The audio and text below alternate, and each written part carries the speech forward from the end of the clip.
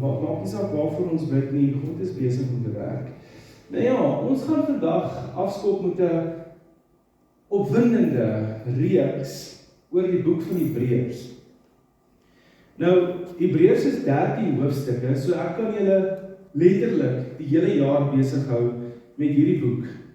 Want dit is nie 'n teologiese boek nie, dit is 'n preek wat die skrywer vir 'n spesifieke gemeente of 'n spesifieke groep mense skryf om hulle te help en om 'n paar sekere goeders vas te maak. Nou vandag, ons weet nie as teoloog wie regtig die boek van Hebreërs geskryf het nie, so dis moeilik om te vas te pen, was dit Paulus, was dit Johannes, was dit Petrus, want die skryfstyl van Hebreërs is nie dieselfde as een van daai ouens se boeke nie. Paulus byvoorbeeld stel homself elke slag voor as 'n apostel van Jesus en hy het 'n sekere manier van dinge doen.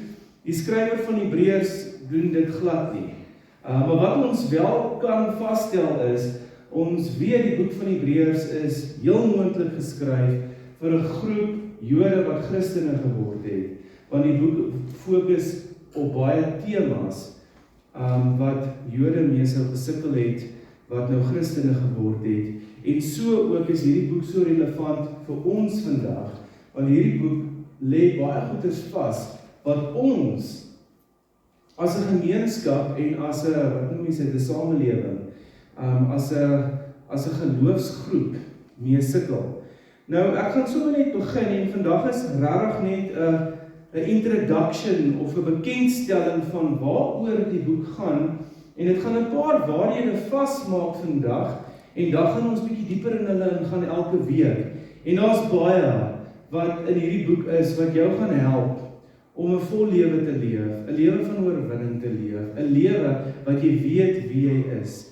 Maar as ek een slogan kan gee van die boek van Hebreërs, is dit hierdie: hou vas aan Jesus, die volmaakte hoëpriester, wat beter is as alles, of wat beter as alles is.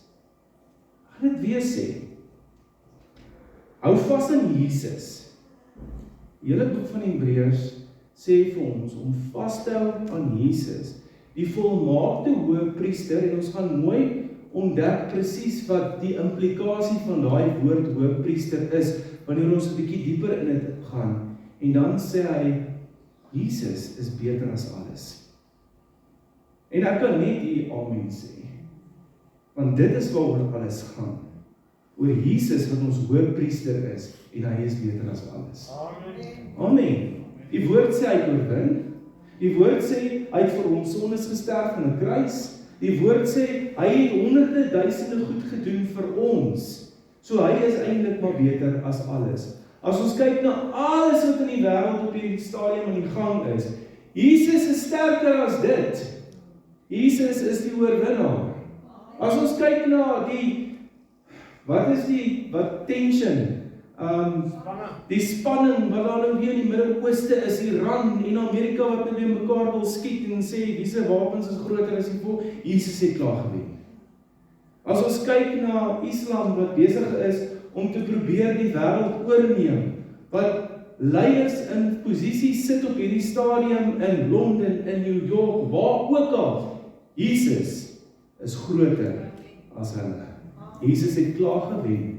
Jesus is beter as alles. Nou, hoekom skryf die skrywer hierdie preek, hierdie boek, hierdie boodskap vir die volgelinge van Christus? Hoekom Hebreërs? En is eenvoudig, omdat ons wegdryf. Die realiteit is, Jesus is beter as alles. Jesus is die hoëpriester, maar ons as gelowiges, wat glo in hom, is besig om weg te dryf. En net 'n groter visie van Jesus kan ons anker, want Jesus is beter. Hy skryf hierdie boodskap en sê, in hierdie 13 hoofstukke, maak hy dit vas om te sê, ouens, julle het 'n bietjie begin wegdryf. Maar net weer om vas te stel wie Jesus is, gaan maak dat julle weer geanker word in hom, in die waarheid. Nou, daar's 3 groot temas in die boek van Hebreërs, wat hy so opbreek, en dan is daar 'n mooi slotgebed wat alles opsom. So die eerste tema, of hoofding wat 'n mens raak sien, in die boek van Hebreërs, is die oorheersende grootheid van Christus. Lees gou saam met my Hebreërs 1 vers 1 tot 4. In die ou tyd het God baie keer en op baie maniere met ons voorvaders gepraat deur die profete. Maar in hierdie eindtyd het hy met ons gepraat deur sy seun. Wat dit insink. Hom het hy aangestel as erfgenaam van alle dinge. Jesus, erfgenaam van alle dinge, en deur hom het hy ook die wêreld geskep. Hy is die uitstraling van God se heerlikheid en die ewebeeld van sy wese. Hy hou alles in stand deur sy magtige woord, en nadat hy die reiniging van sondes bewerk het, het hy gaan sit aan die regterhand van die majesteit in die hoogstes. Hy is hoog oor die engele verhef, net soos wat hy 'n naam geërf het, wat uitnemerder as hulle sin is. Tyd. Hier word vasgemaak, die eerste groot tema van die boek van Hebreërs, word vasgemaak dat God uiteindelik en beslissend deur sy seun praat, en dat Jesus verhewe is bo elke vorige openbaring. Dit is belangrik om hierdie te snap. God maak vas dat Jesus uiteindelik en beslissend die ene is wat bo elke vorige openbaring is. Jesus is skepper, onderhouer, die glans van God se heerlikheid, die afdruk van sy wese, die een wat reiniging bring en koning op die troon. So die skrywer kom hierso en sê, in die ou tyd het God gepraat deur die profete. Hy het gepraat deur die wet. Hy het gepraat deur, maar nou in hierdie eindtyd maak hy een ding vas. Jesus praat nou met ons. En net Jesus praat met ons. Die tyd van die wet het tot 'n einde gekom. Die nuwe verbond het aangebreek. Die tyd van die profete het tot 'n einde gekom, want die Messias het gekom. En nou praat God net deur Jesus. So ons gaan in hierdie ingaan, bietjie dieper in dit ingaan en kyk wat beteken dit, vir wie luister ons, waarna luister ons, wat moet ons kyk, wat moet ons nie kyk nie, wat moet ons lees, wat moet ons nie lees nie. Die tweede ding wat die skrywer in hierdie boek aanspreek is die gevaar van wegdryf. Nou ek het 'n mooi prentjie daar van 'n bootjie wat nou wegdryf, of seker nou maar dryf. En hier is die hele ding, wegdryf gebeur net wanneer jy geen moeite insit nie. Stem julle saam met my? As jy nou op die roeibootjie klim en jy sit net op die roeibootjie en jy laat toe, dan gaan jy wegdryf. Maar as jy in daai roeibootjie klim en jy vat die spane en jy begin te roei, dan gaan jy in 'n rigting in. So dit gaan oor ons wat in die boot sit met die spane in ons hande, maar op 'n plek gekom het waar ons die spane net so gelig het uit die water uit en opgehou het. Opgehou omgee het, opgehou aandag gee het. En so spreek die skrywer hierdie aan. Ons is besig om weg te dryf, want ons het opgehou. Hy sê vir ons in Hebreërs 2 vers 1, hy sê, daarom moet ons soveel te meer aandag gee aan dit wat ons gehoor het, sodat ons nie dalk wegdryf nie. Wat het ons gehoor? Die goeie nuus, die evangelie van Jesus Christus, sy woord waarin ons vashou. Ons moet soveel te meer aandag gee op dit wat Jesus vir ons sê in hierdie tyd, sodat ons nie dalk wegdryf nie. Elke dag wat jy nie God se woord in jou lewe inkry nie, elke dag wat jy nie aktief moeite doen om sy aangesig te soek nie, om te doen wat hy vir ons gesê het om te doen nie, dryf ons 'n bietjie weg, en dan word ons een oggend wakker en dink, ek is so ver van God af, of God is so ver van my af. Dis omdat ons weggedryf het, en die skrywer wil ons help hierso om dit nie te doen nie. So ons gaan ook dan nou praat oor hoekom dryf ons weg, hoe dryf ons weg en hoe keer ons dit. Ek sê hierso net soos die oorspronklike gehoor besig was om geestelik weg te dryf, so ook is ons moderne gelowiges besig om weg te dryf op dieselfde manier. God is hier, God skuif nie, hy is Immanuel God met ons, maar ons dryf weg en ons rug draai op hom en ons beleef hom nie meer nie en ons sien hom nie meer nie. Ons is besig om weg te dryf, dink daaraan. Ons is so besig met dinge, ons is oorlaai, baie keer met onnodige goeders en goed wat nie so belangrik is nie. Onthou, ons kan besig wees, maar daar is iets wat ons onsself op nommer 1 moet besig hou en dit is die ewigheid. Ons moet besig wees met dit wat vir altyd gaan bly staan. Ons moet nie oorlaai wees met onnodige goeders nie. En ons is besig om kompromieë aan te gaan. Dalk nie jy wat hierso sit nie, maar ons as samelewing is besig om kompromieë aan te gaan. Soos wat ek klaar genoem het, ons stel leiers aan en ons sê ons is 'n Christen nasie, maar ons stel leiers aan wat so ver van Christus af is, soos wat 'n hond van Christus af is. Maar ons is 'n Christen nasie. Ons sê ons is kinders van die Here, maar ons hou onsself besig met dinge wat nie van die Here af is nie. Ons bly die hele tyd compromise. Ons gee grond en ons gee grond. En die skrywer van hierdie boek waarsku teen dit en sê, julle moet begin kyk na waarmee julle besig is, sodat julle nie wegdryf nie. En dan sluit hy die boek af. Die laaste gedeelte van die boek is 'n oproep tot volharding. Hy roep ons om te volhard. Hy skryf hierdie preek, hierdie boodskap, en hy pleit by die Christene, volhard, moenie julle geloof verloor nie. Volhard, druk deur, dinge is nie so erg nie. In Hebreërs 12 vers 1 tot 3 sê hy, daarom terwyl ons ook so 'n groot wolk getuienis rondom het, laat ons van elke las ontslae raak. Dit is deel van die volharding, nee? Raak van julle laste ontslae, van die sonde wat ons so maklik omring, en die wedloop wat vir ons voorlê met volharding hardloop, die oog gerig op Jesus, die leidsman en volëinder van die geloof. Hy wat ter wille van die vreugde wat vir hom in die vooruitsig gestel is, die kruis verduur het, die skande daarvan gering geag het, en sy plek aan die regterhand van die troon van God ingeneem het.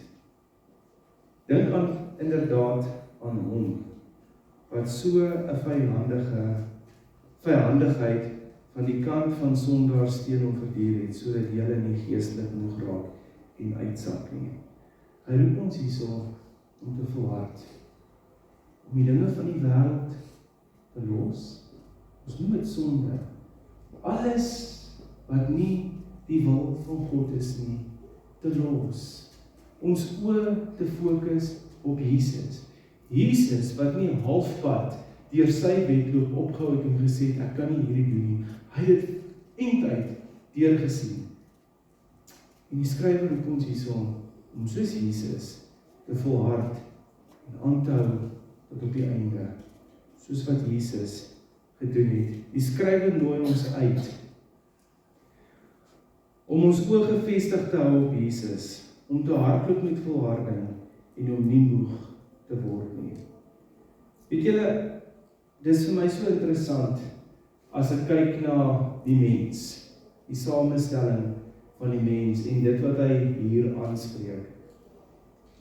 Ek kyk baie keer hoe begin mense teen 150 km/h te hardloop om 'n ding te doen. En dan 3 dae later, dan is dit die eerste verskoning. 'n week later is dit die tweede verskoning. 'n maand later het hulle heeltemal opgegee. Dan kyk ek baie na mense wat 3 jaar, 5 jaar, baie keer 10 jaar terug na ons toe gekom het en gesê het, hoorie, ons het hulp nodig. Ons wil graag hierdie ding maak. En dan is dit 'n week, 2 weke, 3 weke, dan ewe skielik is daar die eerste klip in die pad en dan hou hulle op om na ons toe te kom, hulle hou op om kerk toe te kom en 5 jaar later dan kom hulle weer en ons moet nou hierdie ding doen, ons moet nou hierdie ding doen, en dit, maar waar kon jy gewees het as jy 5 jaar terug net volhard het, en die skrywer van hierdie boek roep ons om nie op te gee, om wanneer dinge moeilik te raak, nie te stop nie en na die klip te kyk nie, maar ons oë gefestig te hou op Jesus en te glo dat die werk wat hy in jou begin het, hy sal eindtyd voorsien. En dan sluit hierdie boek af met 'n slotgebed. En dit som die hart van hierdie boek en God se begeerte vir ons perfek op.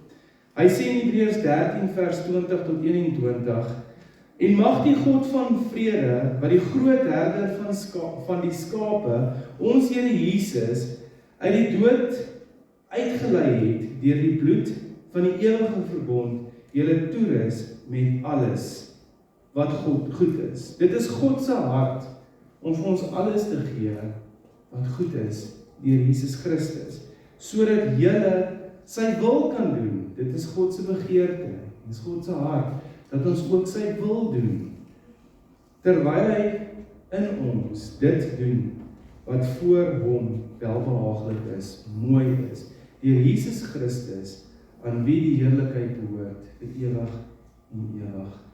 Amen. Mag die God van vrede, wat die groot herder van die skape, ons Here Jesus Christus uit die dood uit opgewek het, deur die bloed van die ewige verbond, ons toerus met alles wat goed is. En ons moet net ons oë op Jesus gefestig hou. Vir die volgende paar weke gaan ons bietjie fokus op dit wat die skrywer hier vir ons leer en hier vir ons gee, en ons gaan bietjie dieper in hierdie temas ingaan. Maar mag die slotgebed van hierdie boek vandag waarheid oor jou lewe wees.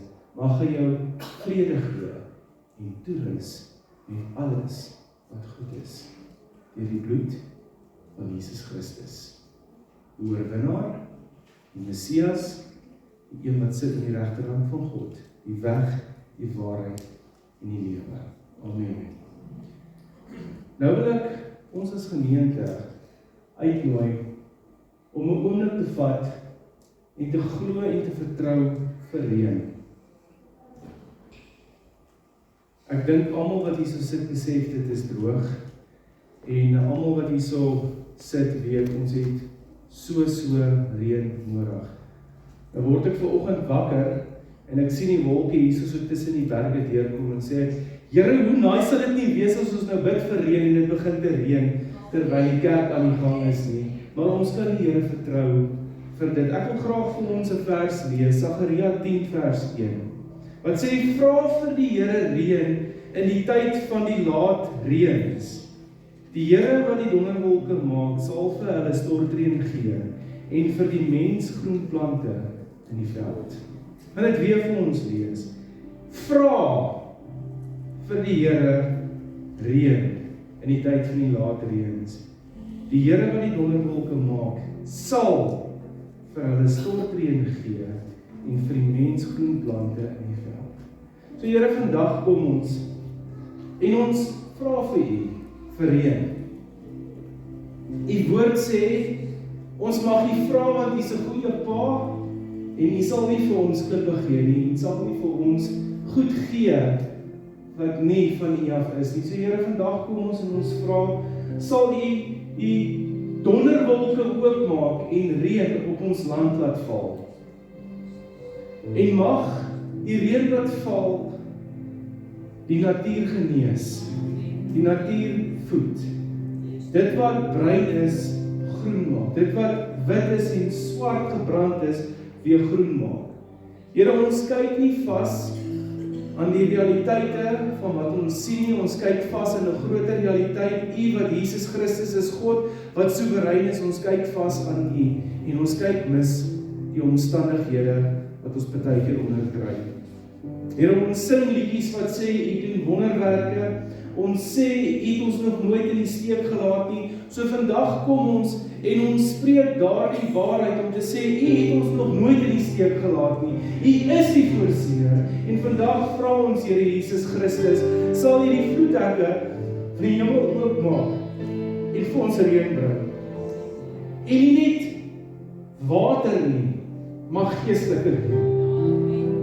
Dat ons dorp kan genees, dat ons samelewing kan genees, dat elke knie weer opnuut kan buig en die naam aanroep, kan volhard en kan fokus in Jesus Christus. So ek moet ons uit